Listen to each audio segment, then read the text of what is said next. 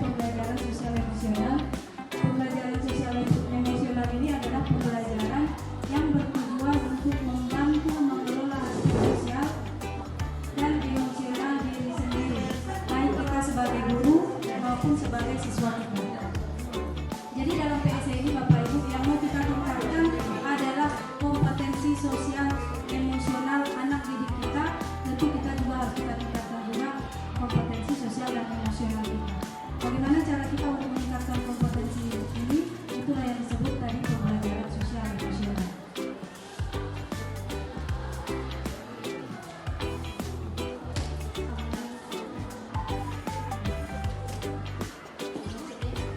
Apa yang mau kita capai dari pembelajaran sosial emosional? Yang pertama, menciptakan lingkungan belajar yang aman dan nyaman. Kemudian yang kedua, meningkatkan kompetensi sosial dan emosional. Ya, baru kemudian menghasilkan murid-murid yang berkarakter disiplin, jujur, peduli, santun dan lain sebagainya. Nah, kalau misalnya sudah tercipta ini semua nanti, maka akan terbentuklah well-being. Well-being ini adalah kondisi nyaman, sehat dan bahagia. Kalau namanya sudah kondisi nyaman, sehat dan bahagia, berarti dari situ semua. Namanya bahagia. Siswa yang mengikuti pembelajaran kita akan bisa tenang belajar tanpa ada beban. Kita juga demikian sebagai guru. Ketika kita menyampaikan pembelajaran, mengelola pembelajaran, maka kita juga bisa melakukannya dengan senang dan bahagia. Kondisi kita pun nyaman, lingkungan pun bersih. Itu namanya well-being. Itulah tujuan akhir dari PSK, pembelajaran sosial dan emosional.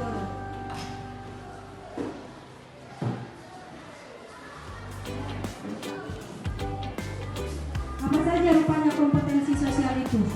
Kompetensi sosial emosional yang perlu ditingkatkan. Yang pertama, kesadaran diri. Kesadaran diri itu artinya pengenalan diri sendiri, sehingga terjadi kesadaran diri. Ya. Nah, kalau misalnya kita mengetahui, mengenal diri kita, maka kita akan tahu saat bagaimana kita supaya tujuan kita tercapai seperti itu. Ya. Baru kemudian yang kedua, manajemen diri. Manajemen diri atau pengelolaan emosi dan fokus. Kita harus mampu dan juga kita sadarkan ke anak didik kita.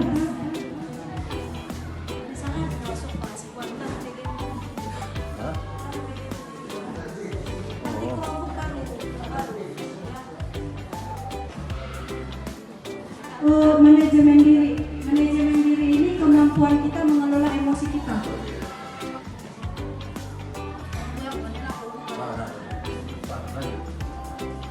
Kemampuan kita untuk mengelola emosi, pikiran, dan perilaku diri. Itu dikatakan manajemen diri. Kalau ada misalnya siswa kita di kelas dan kemudian siswa kita ini tidur, kemudian kita tanya, kamu kenapa tidur? Saya semalam begadang. Itu berarti anak itu tidak mampu mengelola dirinya dan juga dia tidak bisa mengenali dirinya sendiri. Berarti kurang kompetensi diri yang ada dalam diri anaknya. Kemudian selanjutnya adalah kesadaran sosial, empati. Tahulah kita apa itu artinya empati ya Bapak Ibu. Dan sebenarnya empati inilah yang sudah ada di sekolah ini sehingga kita bisa bertahan sampai berpuluh-puluh tahun mengajar di sini. Bayangkan kalau semua guru tidak ada rasa empati ini, masih beteng niruhan nabe. Ya, tidak akan terjadi kolaborasi, tidak akan kerjasama. Nah, empati yang sudah kita miliki inilah yang perlu kita kembangkan kepada anak-anak. Kemudian keterampilan berelasi atau kemampuan kerjasama dan resolusi konflik. Apa itu artinya? Banyak orang tidak pandai bekerja sama, tidak pandai berkolaborasi. Banyak orang dalam kolaborasi itu malah menciptakan musuh baru seperti itu. Kenapa? Karena dia tidak mampu menghargai pendapat kawannya, tidak mampu menyampaikan pendapat dengan kata-kata yang sopan dan santun dan sebagainya. Ini juga yang perlu kita kembangkan kepada anak didik kita.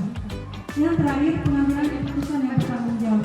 Kalau misalnya kita sudah memiliki kesadaran diri, manajemen diri, kesadaran sosial, keterampilan berrelasi, maka diharapkan kita juga harus mampu mengambil keputusan yang bertanggung jawab. Kalaupun sebelumnya sudah ada keputusan yang kita ambil, nah kita harus bertanggung jawabkan itu. Segala risiko harus kita mampu menghadapi segala konsekuensinya. Seperti itu Bapak.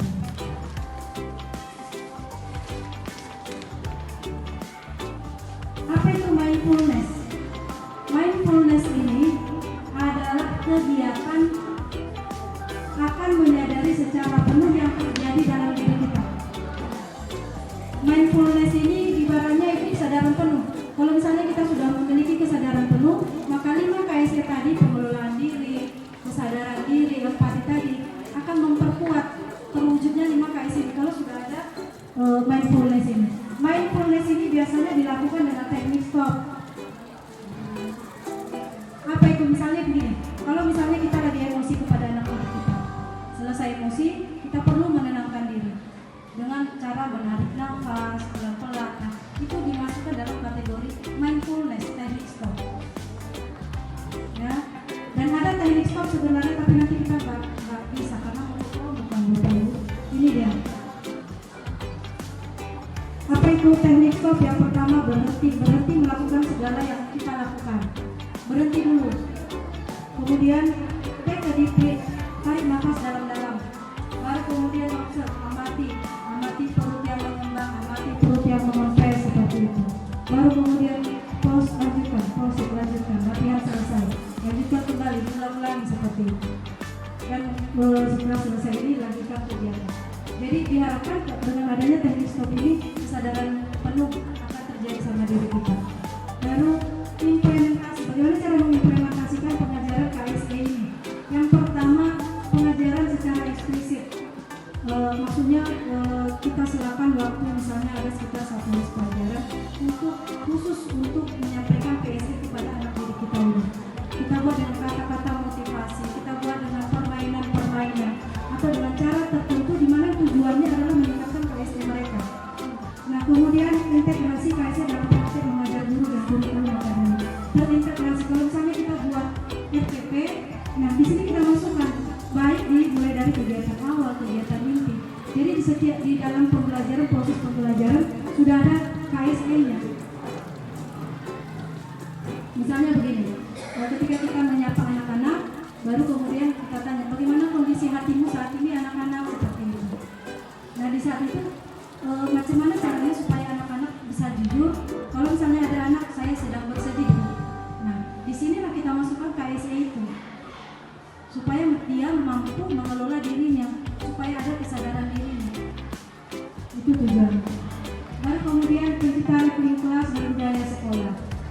Pengajaran KSE ini bisa dimasukkan dalam tidak hanya guru saja, tapi sekolah semua mendukung. Penciptaan iklim kelas, budaya lingkungan belajar, semuanya mendukung, semua warga sekolah mendukung. Ya, bahkan kalau bisa diadakan khusus 1 les untuk KSE, itu berarti sudah ada dukungan sekolah terhadap KSE. Saya rasa demikian untuk pembelajaran KSE. Mudah-mudahan walaupun tidak banyak, ada sedikit yang tinggal. Ya, karena saya pun masih belajar dalam KSE ini. Kadang malah konsepnya juga kadang saya lupa. Demikian untuk KSE. Jadi Bapak Ibu terima kasih atas kehadirannya. Assalamualaikum warahmatullahi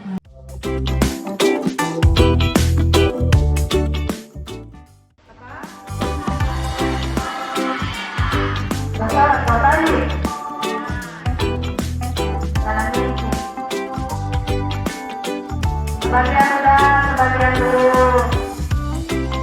Nah, ketenangan, kesimpulan dulu. Ini tidak sholat. Juga penangan yang pertama. Mau kegiatan ini terjadi, namun berharap Tuhan yang Maha Esa. Bangun pagi kau nggak sholat. Apalagi yang kedua. Apalagi yang kedua.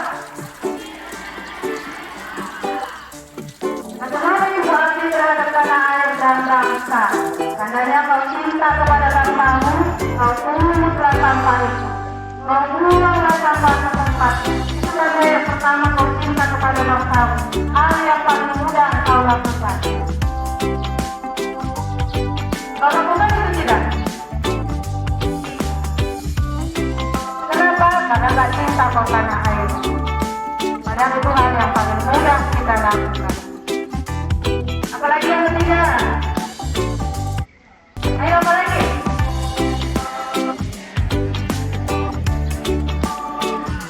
Apabila kau setia kepada Pancasila dan undang-undang dasar, isi undang-undang dasar saja kau tidak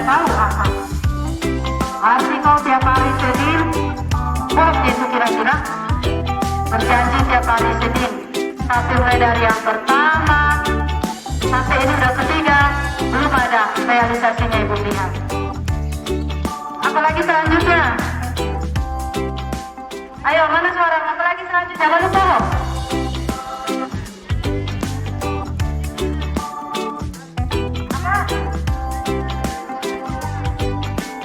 Menentukan dengan bagaimana Bu dengan belajar. Jadi story di kemerdekaannya sampai di dalam kelas duduk sebentar, kalau nggak datang guru keluar, ataupun kalau datang gurunya keluar juga. Sampai di luar, kau ke kantin, sama ngapain lah kau di luar. Kau dikirim mama ke sekolah ini mau belajar, tapi sampai di sini kau keluar. Untuk beberapa orang ya, kalau yang lainnya belajar bagus-bagus. Itu sudah bikin seni. Jadi misi kemerdekaan itu dengan apa Bu? Dengan belajar, dengan berkarya. Apalagi selanjutnya? Ada suara? Masih tahu sini? Apalagi selanjutnya? Patuh kepada kedua orang tua. Padahal di rumah itu orang tua kau panas. Boleh gak itu? Enggak. Karena HP di tanganmu, jadi ketika disuruh, awas aja. Nanti kau nggak patuh sama orang tua. Padahal orang tua dan guru itu harus kita bantu. Karena itu yang akan membawa kita maju sampai nanti kau jadi berhasil di hidup. Orang tua terutama, sampai di sini guru terutama. Jadi dari janji siswa tadi, kira-kira sudah nomor berapa sampai nomor berapa yang sudah kau laksanakan? Kalau itu ya. Kalau mau melaksanakan berarti setiap upacara kau berjanji, kau berdoa. Tapi kalau itu bilang halo, bilang iya ya. Iya Bu, gitu ya. Halo. Nggak dengar halo. Oke. Kenal Ipin Upin kan? Kenal itu? Ini yang merah dan juga sama Ipin Upin ini. Gak pernah besar-besar, selalu kecil. Kenapa demikian? Saya nggak tahu jawabannya. Selalu kecil-kecil. Apa hubungannya dengan hari ini supaya kau dengarkan itu? Ipin-Upin itu yang perlu kita lihat dari Ipin-Upin adalah sopan santunnya yang pertama. Jadi kita tuh kalau berbicara dalam kelas harus sopan dan santun seperti di Ipin-Upin. Di Ipin-Upin kalau ngomong sama untuknya ngompak. Nah kalau sama kakeknya atuh, oh atuh. Jadi kamu di kelas begitu kalau disapa Bu, iya Bu, sudah dikerjakan PR-nya? Belum Bu. Kenapa? Rapat tamu Bu, tetap pakai ibu atau bapak. Walaupun isinya sudah melanggar peraturan, supaya senang guru-guru. Ya, bapak dan ibu ini adalah manusia biasa yang kadang seringkali melakukan satu hal yang tidak kau sukai. Jadi harap dimaklumi itu. Tetap kau hormati, kau hargai guru.